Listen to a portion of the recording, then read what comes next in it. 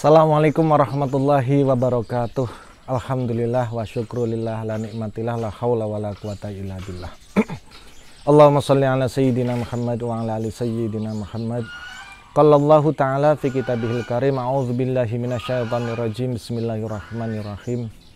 Ya ayyuhalladzina amanu atiullaha wa atiur rasula wa ulil amri minkum. Saudara-saudaraku sekalian, saya Sugeng Riyadi Syamsuddin SE MSI, Dewan Pengasuh Pondok Pesantren Darussalam Dukuwaluh Purwokerto, Sekretaris Jurusan Perbandingan Mazhab UIN Profesor Kiai Haji Saifuddin Zuhri Purwokerto. Beberapa saat belakang ini banyak ditanya mengenai pelaksanaan sholat Idul Adha dan hal-hal yang terkait dengan hari raya tersebut. Bagi umat Islam terdapat dua hari raya penting, yaitu hari raya Idul Fitri dan hari raya Idul Adha, yang mana hal tersebut sebagaimana kita ketahui terkait dengan hal-hal yang bersifat sosial, yaitu kegiatan yang dilakukan secara berjamaah. Ini yang kita pahami selama ini. Namun demikian, sebagaimana kita ketahui, beberapa tahun terakhir, bukan hanya di Banyumas, Indonesia tercinta ini, maupun di Asia Tenggara, dunia sedang diliputi oleh wabah pandemi COVID-19, yang mana hal ini memunculkan kekhawatiran bagi banyak pihak, dan kita lihat sendiri dari media dan tetangga di kanan kiri kita, banyak berjatuhan korban akibat interaksi antara manusia yang satu dengan yang lain.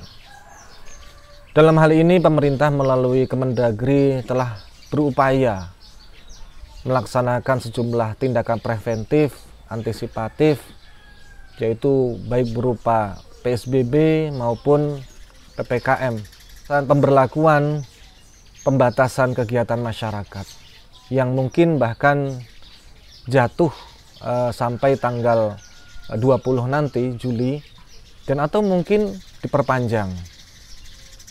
Menyikapi hal ini, kita harus mengingat firman Allah di dalam Al-Quran di surat An-Nisa 59. A'udzubillahi minasyaitonirrajim. Bismillahirrahmanirrahim. Ya ayyuhalladzina amanu atiullaha wa atiur rasul wa ulil amri minkum. Wahai orang-orang yang beriman, taatlah kepada Allah, dan taatlah kepada Rasulnya, dan taatlah kepada pemerintahan kalian semua. Di surat An-Nisa 59 ini kemudian Allah melanjutkan mengingatkan kepada kita di dalam surat An-Nisa ayat 83, di mana di dalam Al-Quran tersebut Allah berfirman mengingatkan kita semua. A'udzubillahi minasyaitonirrajim. Bismillahirrahmanirrahim. Wa idza ja'ahum amrum minal amni awil khaufi adza'u bih walau radduhu ilar rasuli wa ila ulil amri minhum la'alimahu alladzina yastanbitunahu minhum walaula fadlullahi 'alaikum wa rahmatuhu lattaba'tuhumus syaitana illa qalila. Dan apabila datang suatu berita tentang keamanan ataupun ketakutan, mereka lalu menyiarkannya, dan kalau mereka menyerahkannya kepada Rasul dan ulil amri di antara mereka, tentulah orang-orang yang ingin mengetahui kebenarannya akan dapat mengetahuinya dari mereka. Kalau tidaklah karena rahmat Allah kepada kalian semua, tentulah kalian semua mengikuti syaitan, kecuali sebagian kecil di antara kamu. Terkait dengan hari raya Idul Adha pada tahun ini, sebagaimana tahun sebelumnya, kita masih diliputi suasana pandemi COVID-19, di mana pemerintah telah mengeluarkan beberapa upaya preventif, upaya antisipatif, upaya penanggulangan dengan memberlakukan PSBB dan PPKM. pendengar RRI rahimakumullah, terkait dengan pelaksanaan Hari Raya Idul Adha. Di Indonesia setidaknya ada 3 adat yang terkait dengan pelaksanaan Hari Raya tersebut. Yang ini tentu berasal dari kebersamaan kita dan semangat kita di dalam beragama sebagai bentuk perwujudan ketuhanan yang Maha Esa. Kegiatan tersebut adalah pertama takbiran, yang kedua adalah sholat Idul Adha, yang ketiga adalah pelaksanaan ibadah kurban itu sendiri.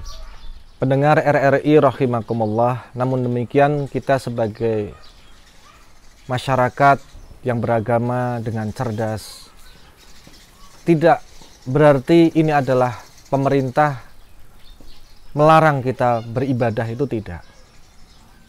Takbiran tidak dilarang selama tidak terjadi konsentrasi massa. Dan para ulama sudah memberikan jalan keluar, yaitu boleh dilaksanakan di rumah-rumah kita. Bagi takmir silakan di masjid.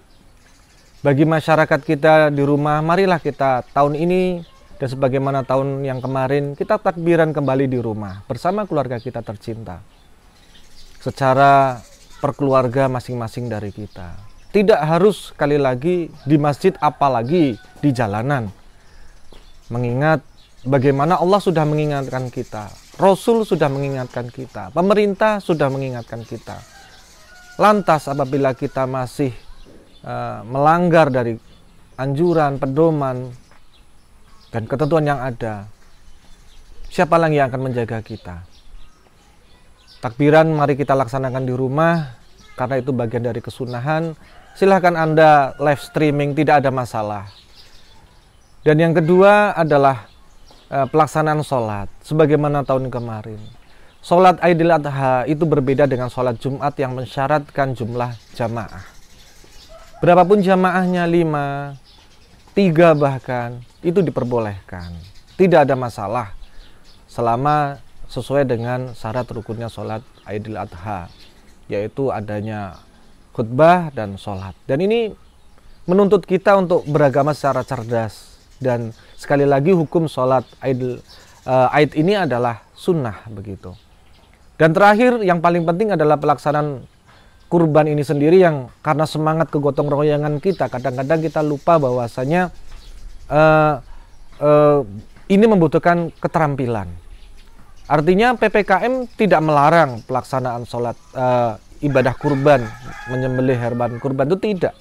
Yang dilarang adalah berkumpulnya massa. Artinya di sini takmir saya kira, dan mungkin masyarakat yang diatur atau dikoordinasi oleh RW, RT setempat, membentuk panitia yang benar-benar ahli di bidangnya, yang orang ini memang benar-benar paham, mungkin 3 atau 5 orang dalam penyembelihan, pembagian, sampai pendistribusiannya, bahkan itu sebaiknya diantar kepada masing-masing anggota warga yang ada di lingkungannya, bukan berdatangan ke satu titik penyembelihan, karena ini sekali lagi berisiko terhadap penyebaran virus corona. Kita sudah melalui banyak hal dan kita sudah belajar dari banyak hal. Marilah kita laksanakan perintah agama ini dengan suka hati, dengan gembira. Tetapi kita harus tetap mengingat kondisi masih di tengah-tengah gelombang wabah.